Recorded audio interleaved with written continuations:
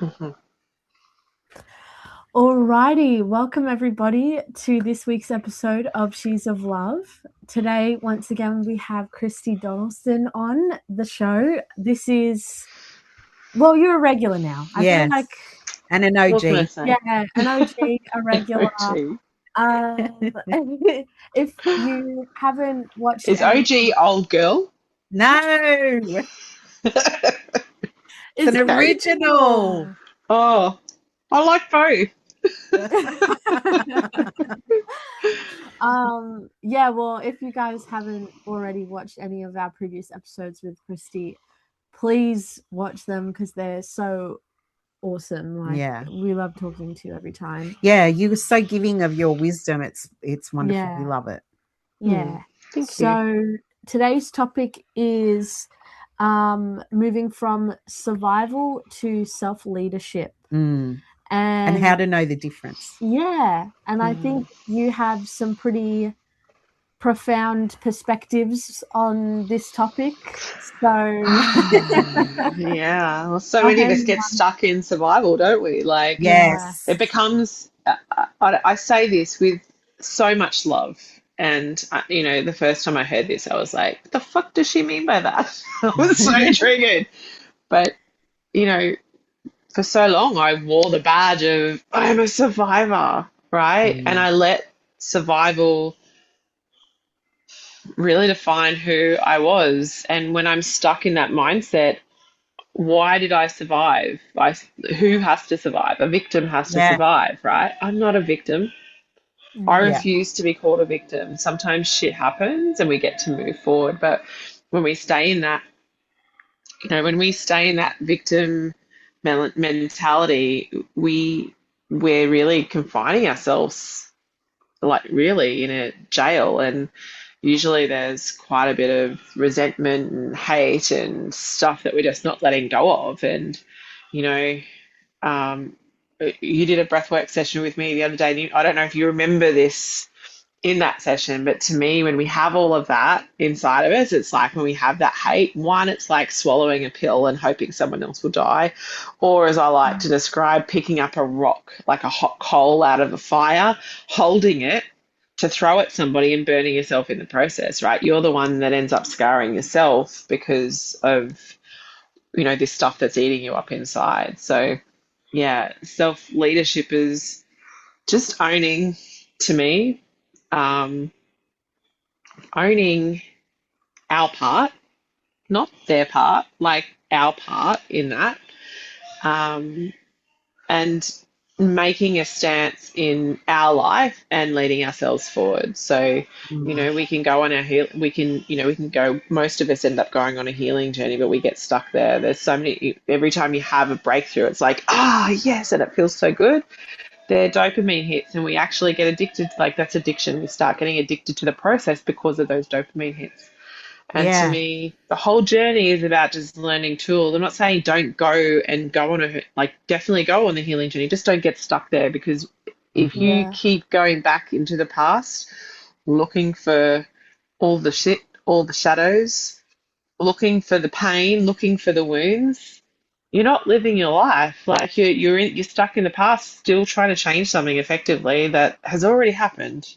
mm, Yeah. To me, those tools like shadow work, it's so easy to get stuck in the shadow work, right? Rather than go, and I know this, I've led many people through, shadow work. It's a tool, and it's there yes, for when the shadow comes to the surface. It's not something that we go and get stuck in and continue to look for, because while we keep looking, we're really labeling ourselves as broken, and we're not broken. mm. Yeah. No one is broken. I want to address something that you just said about owning our part to play in even the crappy Yes. things that happen to us. Yes. Yes. That part of this conversation I think is so important because Mm. if we if something bad happens to us and we see ourselves as the victim, it is so easy to get stuck in that idea of I was wronged. Yes. But it's when we get in that space, it's really hard to see why it happened to us, like Mm. how we had a part to play Yeah. in why we were wronged, in how it happened. Yeah. Now, I'm not saying, like, because this is a very contentious subject. I know I've been Totally. in conversations with people about owning your own power and taking your Mm-hmm. power back, and this is part of that. Totally. I really Radical don't. responsibility is where it's at. Yeah, I really don't think that you can take your power back if you don't walk that You gauntlet of can't. seeing how you participated. No, and the thing is, right, when you're a victim, you're saying that they had full power over you and you had no choice. And something that I talk really openly about and I use this as an example was my first marriage. I've had two. I've chosen to be in two shitty marriages and Mm, continue to stay in them until, you know, breaking point. And the first one, for many years afterwards, I just had so much angst and anger towards him for treating me the way, like, how could he treat me like that? You know, we had two kids and, you know, he's this, he's that, he's this, he's that. And like, until one day I literally woke up and was like, you know, I had a coach sort of ask me a really confronting question. I was like, fuck you. And I went away and I sat with it. I was like, and the question was, so why didn't you leave? mm, And it wasn't until I realized, and not realized, I already knew that I had chosen to stay, but I was in my head, it was like I had no other choice, but I absolutely had choice. I could have left, right? Um, and every single day I woke up in that shitty relationship with narcissistic abuse, emotional abuse, like to the court in front of my kids. And I was giving, you know, I was sort of giving permission to the space, to the energy, and to the relationship to be the stand for my children. Like, as in, I was showing my daughter what it was like to be treated as a woman. This is the way it should be, which is definitely not what I wanted for her, but that's what I was modeling. And for my son, I was saying it's actually okay to treat a woman like this by being in that relationship. And it wasn't until I actually owned that it freed me in that moment. That's how quick it was, like that. And up until that moment, for years, it was eating me up inside. mm. And I can just let it go now. I can't even get angry at the man. Like, he is who he is. I accept that. But I chose to stay. Yeah, Is yeah, that what you mean? Did I just yeah. go off on a tangent? I'm No, like no, really passionate about this, and no. I it agree. is really confronting. I think when you cultivate this knowing and like once you own, well, I'll speak from my own like experience because I really resonate with everything you're saying. I think being a lot younger, I've experienced ownership and taking responsibility and Mm, accountability on a maybe a smaller scale. I haven't been married and, you know, mm, like in that scenario, but in smaller scenarios, I learned this value. And I think one thing that comes up for me and I want to talk about is what that means in friendships and relationships mm. when the other person doesn't have that Yes, accountability. yes, Juliet. Yeah. Because That's a good point. one thing that I've recently struggled with was um, watching a friend go through um, honestly really not okay situations. Mm-hmm. And I had the recognition that even though things were happening to her and she was experiencing abuse from other people, I still had that understanding that she was creating that for herself a lot of the Mm-hmm. time and didn't, you know, take action. Like there were foreseeable things that she knew were going to happen and, you know, there was nothing that was done. And I think, you know, I was obviously supportive and I did my best to, you know, hold space for her to go through that. But, and this happens a lot. This is just one example, but it's happened many times Mm, where people misread my lack of, because I'm not super like, oh my God, how could they do this? Like, I definitely am like, that's really not okay. But I mm. don't feed the victim. Well, you're not buying. mentality You're not buying into the drama. and buying into the So, drama. so here's something that I have started reflecting back to people now. I'm not being mean. I'm just not going out of my way to make you comfortable. Yeah. It's not our responsible to make people comfortable. That's I'm right. not saying don't have compassion, Yeah. right? But at the same time, we don't have to buy, like, if they Yeah. want you to buy, this is what happens in victim, like, and there's like this person, they're trying to pull you into their drama and you get to Because stand your there's a certain amount of ground. power in that. There's a certain Yeah, amount of power there in is being power the in being victim. victim because at the Yes. same time you're victim, and this is like, when we look at narcissism and we deconstruct it, often the person that is with a narcissistic partner also becomes narcissistic in the process. And that victim mentality, there is a joy that they get from saying, you perpetrate, like, you're the perpetrator and you hurt me. And because they might see shame, or they might see something, or I don't know, bring something up, there is a joy inside of that victim. And I say this again with loving compassion. I've been this person. I have been this person before. And that's, this is the cycle, and you don't get that because you're with them. You get it because it was already there inside of it. We still can't see in someone else what doesn't line us, and every single one of us has the ability to be narcissistic. Yeah. Yes. Oh, yeah. Yes. Yeah. And I think when that narcissistic dynamic starts to set in, what happens is what I've realized in my research, and what, because I do a lot of diving into narcissistic tendencies and systems, because I see narcissism even in the government. Like it's all everywhere. the way. Yeah, it's from top down. And what I see happening is when a narcissistic dynamic is happening, there's a power grab. There's like a loss of power. People are feeling like they are less powerful. Yeah. And so they grab at whatever they can to feel more powerful That's in the right. situation. Yeah. And so if a narcissist is gaslighting and doing all the things, the person who is being gaslighted will sometimes revert to narcissistic tendencies Totally. back Yeah. as a survival mechanism. It's Yeah. like, I need to get some of my power back here.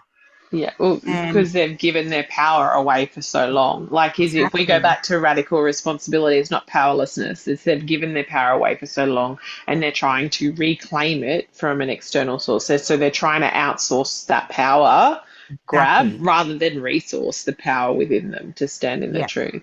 And going back to you, Juliet, like with that friendship too, this is where, we get to have this awareness and go, what are my boundaries with this? Like, Yes. is this actually a friendship that I want to maintain? Yeah. Or is this actually drawing too much from me now? Like, Well, I yeah. think we can become too much of a martyr, and fawn to our friendships, not just our relationships, but our friendships, to try and hold on to something that's familiar. Yeah. It's so easy to get caught up because in the moment it doesn't feel like you don't see. Yeah, you don't see it happen. You don't see the patterns that are playing out. And there was many times where I had to really look inside and question myself. Am I being a bad friend? Am I being, because that's what was thrown back at me. When you trigger someone, that's that's the things that come up. But because there's so many, sorry, Juliet, but you're right. There's so many narratives that exist. Yeah. That you like they put onto you by saying you're a bad friend because you're not. But you don't have to own that. Out. You get to know that you're not a bad friend. Yeah. So you get, again, this is choice. They can think that. This is like, that's outside of your control, what they think and what they believe. Yeah. You get to choose if you're going to take that on board, and you get to ask yourself, maybe I am. Let me just reflect on that. I think that's a wise thing to do. Yeah. And at the same time, why are they saying that? Did I give information? Like, did I give advice that wasn't warranted? Is it Mm-hmm. because I'm not giving advice? You know, I think something that I really encourage, you know, I've worked with a lot of women in the past that are the martyr, like they like to go in and fix and stuff like that. And the biggest the biggest challenge that they have is just saying no, right? Or when you're with someone, and we all see from the outside, usually, you know, when you're not right in the thick of something, you have a perception of what they should do. The thing is that you see that through your own lens. They don't know what they don't know. They haven't got your lens of life. They haven't got your experience. So they don't have the same knowledge or know-how or view that you do from that. And, you know, this is when we get to just say, like, do you want my opinion or advice? Or I can see how you would think that, and that's not agreeing with their opinion, but it's allowing them to feel heard in a safe way, let's say in a supported way. And you get to ask, how would you like me to support you right now? How can I best support you right now? And it might be nothing, but sometimes we inadvertently and not intentionally, we do sort of cross the line when we give this unwarranted advice or this "I told you so" or "I wish and you start to challenge them and that's not helpful. But it's also coming from a place of love and care. It's not that it's wrong. It's just there's sometimes, we can look at how we show up for them as well. Yeah. And I think when we sort of do that, one, we get to be a better friend or partner. Yeah.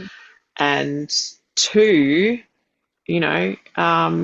you also get to decide if that's like do you want to continue with friendships like that in your life that are full of drama? If, and this is the thing, if you used to be full of drama, you used to be quite drawn into it. I'm not saying this is you, I'm just saying just in general, because a lot of us, find ourselves in this space because we love chaos and drama and not actually love it. It fuels us. And again, dopamine, adrenaline, like all sorts of stuff happen that we get addicted to. But when we find our peace and calm, quite often drama and chaos still find us. And it's almost like I still find myself, like when I have a chaotic person next to me, I either get repulsed or I find myself matching their energy. And then I'm like, what am I doing? I have to take a breath back. Like it's so unconscious. But I realize after I've sort of matched, I feel like, oh my God, I'm more heightened than I've been in like years. What's going on here? And I'm like, oh, I've got to come back and pull myself back a bit. So, there's that. And I just don't like chaos.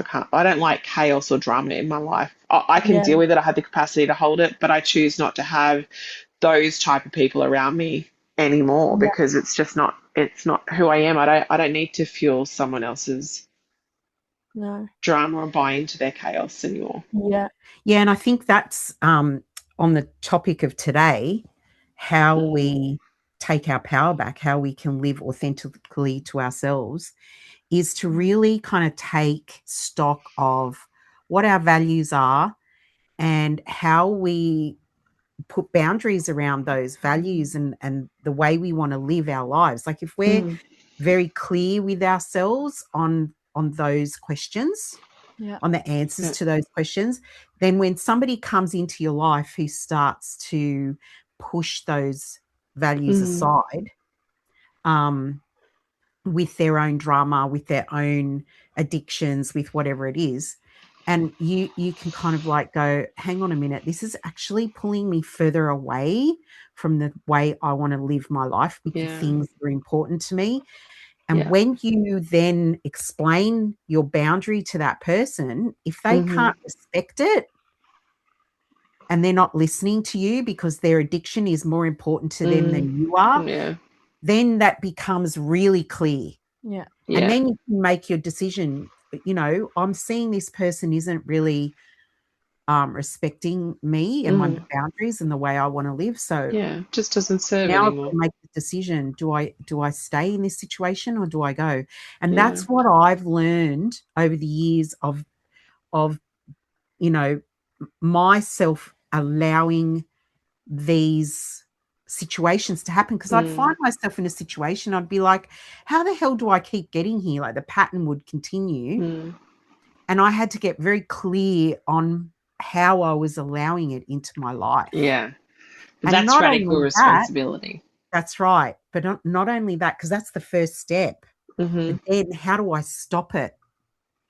How do I change this? Yeah, so you can't stop it, but you can put your own boundaries up, and then you can Exactly. choose if, and you know, this is the thing with boundaries too.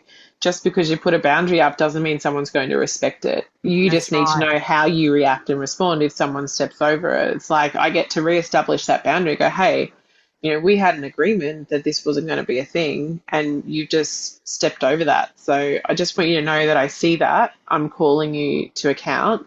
And if that happens again, we just like, as much as I love you, but I can't continue being friends with you if that's the case. Exactly. And, you know, these are the uncomfortable conversations that we need to learn to have, because so many of us stay in this like comfortable silence and become bitter, disengaged, resentful, hate it, you know, like you just get so full of spite.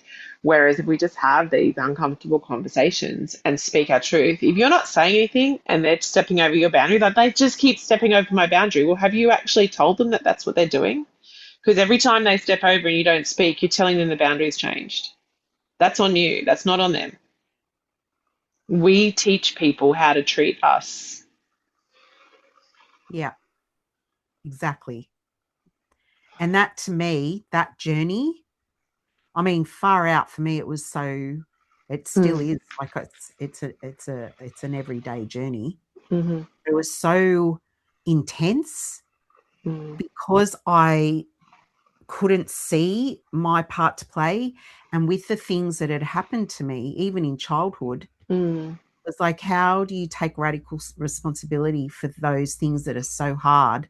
But it's not about, and I think the secret to that is it's not about blame. It's not about taking, well, this was my fault. I did that. I Yeah, invited. it's not about No, that. it's not about that. It's about recognizing how those things shaped you as a person. Totally. Yeah. And yeah, and what are you going to do about it now? Right. As an adult. So Yeah, it's not about taking blame for the shitty thing that somebody did or said to you. It's not yeah, about that. It's about taking responsibility for why you keep going into that space and allowing that to happen. You know, yes, why do you keep letting your boundaries be crossed? Why do you keep turning up in this same conversation with that same person speaking to you in the way that you absolutely hate without yeah, saying anything, or even yeah, saying it and still turning up there? Why are we in the same relationship over and over again when we're getting abused, yeah, right? And wanting them to change. yeah, We can't change them, right? Yeah. We cannot change anything outside of ourselves. The only thing we have control of is ourselves. Yeah. Ourselves, our actions, what we say and what we do. That's it. yeah, And when we recognize that, you know, if you're in a bad relationship and you continue to be treated badly, at some point you need to take responsibility for continuing to choose to stay. I'm not saying that you should be treated that way. Far from it. I've been in two abusive relationships. I continued to stay in both of yeah, them, right? yeah, yeah, That was my choice. And yes, there are extenuating circumstances when, you know, there's a lot of fear in leaving and retribution and that sort of stuff. I'm not talking about that. And there are ways out of that, but you do need to be more careful. I'm talking about the ones where we just, you know, get called every name under the sun yeah, continuously, and we let it we let that beat us down. yeah, Yeah. yeah, yeah. It's choosing um comfort over change. Yeah. Yeah, it's the when we're more familiar with the sadness and we're afraid of going out there and Mm. putting, changing something in our lives to chase the happiness. Yeah. And I totally get that, because when that sort of thing happens, when you're in a pattern of behavior and it's like beating you down, you start to question yourself. You're like, I can't trust myself. I can't trust the Well, choices I make. that's what happens. We lose Yeah. the ability to make choices and decisions in our lives Yeah. because, and this is something that I was, really, it really landed home with so many women that I used to teach in my other programs was, if you have a friend that you make a coffee date for, let's just say that, and they just don't show up, and then you make another appointment and they just don't show up, and you make another, you do this 10 times. Do you trust that they're going to show up on the 10th time? No. Probably not the third time. Like, we all, human. But at some point, you stop trusting anything they say. Yeah. Why on earth would you keep committing to certain things with yourself and then not following through? Why do you think you don't trust yourself? You don't trust yourself because you're not honoring you. You're giving other people precedence over your own inner choice. Mm. Yeah. Yeah, that's right. Wow. Thank you for your time today. It's You're always so healing. It's such a healing experience speaking to you, and I love it. Yeah, and thank you for always showing up and giving so much wisdom. And you never hold back on what you're Do gonna. people hold back? I don't People hold know. back? I don't know, but you definitely don't. There's no secret. And it's We all good. have access to this. I like raw, real conversations, Yeah, we do too. Yeah. If you couldn't. I do. I could tell. Alrighty. Well, Beautiful. thank you everybody for watching, and we'll see you guys next week. Beautiful. Mwah. Bye. Big love. Bye.